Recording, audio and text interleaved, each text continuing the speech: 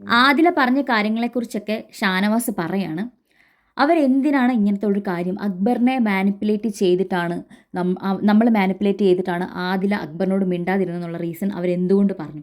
ഇന്നലെ രാത്രി ഫുൾ പാതിരാത്രി വരെ ഞാൻ ഇവരോട് സംസാരിച്ചതാണ്. വഴക്ക് കൂടിയിരിക്കരുത്, മാറ്റണം, നല്ല രീതിയിൽ മുൻപോട്ട് പോകണം എന്നുള്ള രീതിയിലൊക്കെ. എനിക്ക് വേണമെങ്കിൽ അവരോടത് പറയാതിരിക്കാമായിരുന്നു. കാരണം ഞാനത് പറയാതിരുന്നു കഴിഞ്ഞാൽ ഇവരുടെ വോട്ടേ കുറയത്തുള്ളൂ. അപ്പോൾ എനിക്ക് പറയാതിരിക്കാമായിരുന്നു. എന്നിട്ട് പോലും ഞാനത് പറഞ്ഞു ഇവരുടെ ടാസ്ക് ഇവർ ടാസ്ക്കായിട്ട് കണ്ടില്ല. എന്തുകൊണ്ട് ഈ അവസാന നിമിഷത്തിൽ മറ്റുള്ളവരെ കൊട്ടാനുള്ളൊരു വടിയായിട്ട് ഇതിനെ ഉപയോഗിച്ചു?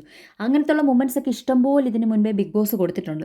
ഈ അവസാന നിമിഷം നമ്മൾ ജെനുവിനായിട്ട് ഒരാളോട് സോറി ചോദിക്കേണ്ട അല്ലെങ്കിൽ നന്ദി പറയേണ്ട അവസരമായിരുന്നു. അത് അവർ യൂസ് ചെയ്തില്ല. അവരെ ഞാൻ സപ്പോർട്ട് ചെയ്തത് ഓർത്ത് എനിക്ക് ഒരുപാട് ഖേദമുണ്ട്, അല്ലെങ്കിൽ എനിക്കത് ഒരുപാട് വിഷമമുണ്ട് എന്നുള്ള രീതിയിലൊക്കെ ഷാനവാസ് പറയുന്നുണ്ട്. രാത്രി വന്നപ്പോൾ ഞാൻ എല്ലാം കോംപ്രമൈസ് ആക്കി വിട്ടതാണ്. എന്നിട്ടും ഈ ഒരു സമയത്ത് അവർ അത് എടുത്ത് ഉപയോഗിക്കുന്ന ഒരിക്കലും പ്രതീക്ഷയില്ല. ഇവിടുത്തെ കുറച്ച് ആൾക്കാർ വന്ന് അവരെ മാനിപ്പുലേറ്റ് ചെയ്തപ്പോൾ നടന്ന സംഭവങ്ങളാണ് ഇതൊക്കെ. ഞാൻ എന്തിനാണ് അവരെ നെഞ്ചിലോട്ട് എടുത്തത് എന്നുള്ള രീതിയിലൊക്കെ അക്ബർ ചോദിക്കുകയാണ്. നെവീനെ ഞാൻ കുട്ടികളുടെ തോഴൻ നിന്നൊക്കെ വിളിച്ച് ആ ഒരു മൊമെൻ്റ് ആ ഒരു ടാസ്ക്കൊക്കെ ഞാൻ അത്രയും നല്ല രീതിയിൽ ചെയ്തു. അത്രയൊക്കെ നെവിൻ എന്നോട് ചെയ്തിട്ടും പക്ഷേ അവിടെയും ഇവരെന്നെ കൊട്ടാനുള്ള വടിയായിട്ട് ഉപയോഗിച്ച് ഞാനെന്താ മുള്ളിനകത്ത് കിടക്കുന്ന എന്തോ ആണെന്നുള്ള രീതിയിൽ അവരെൻ്റെ അടുത്ത് പറഞ്ഞു. എന്ത് ചെയ്താലും ഞാൻ അവരെ മക്കളെപ്പോലെ കണ്ട് ഞാൻ അത് പിന്നീട് ചെന്ന് മിണ്ടി കോംപ്രമൈസ് ചെയ്യുന്ന ആൾക്കാരായിരുന്നു. ഈ ആദിലയ്ക്കും നൂറയ്ക്കും ശരിക്കും അക്ബറിനോട് ഒരു പ്രശ്നവുമില്ലേ? ഇവർക്ക് നല്ല പ്രശ്നങ്ങളുണ്ട്. അവരതിൻ്റെ പേരിൽ നല്ല രീതിക്ക് റിവേഞ്ച് ചെയ്തതാണ്. അക്ബറിനാണെങ്കിലും അനുമോൾക്കാണെങ്കിലും ആദിലയ്ക്ക് നൂറയ്ക്കാണെങ്കിലും സെപ്പറേറ്റ് റീസൺസ് ആണുള്ളത്.